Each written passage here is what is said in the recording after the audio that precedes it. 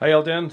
Jonathan the Crawling here, and we're just going through my 4 top kind of most inspirational albums, as that's just, and or something that makes me feel good. So I think I'll start with My Dying Bride, As a Flower Withers.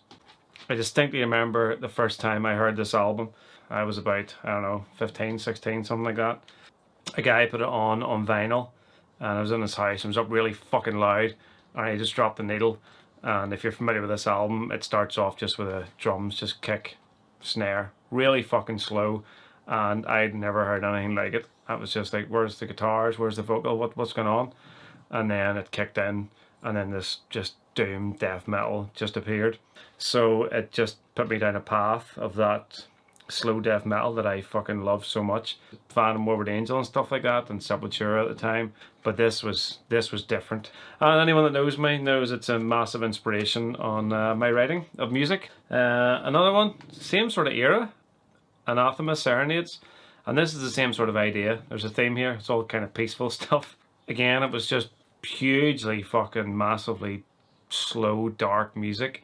That guttural vocal over such slow riffs, I just hadn't heard anything like it before. It's just fucking awesome. That particular album is great. Has Sleepless on it, which at the time as well.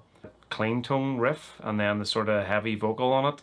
Not singing, not growling, that sort of weird vocal that Darren, when he was in the band, used to do. Fucking awesome.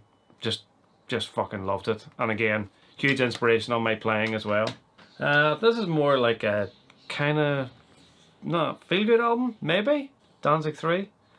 But huge Danzig fan. The earlier years, certainly 1 and 2, and then this came out, and I guess it's just a fucking masterpiece. I think this is just Danzig's finest work. It's just fucking brilliant, and it really reminds me of that era of music. Things seemed to come out a bit more slowly at the time, or maybe I just didn't like as much. This is a great album, and it just, every time I listen to it, it just puts me back in the 90s and just going like, this is the darkest thing I've ever heard.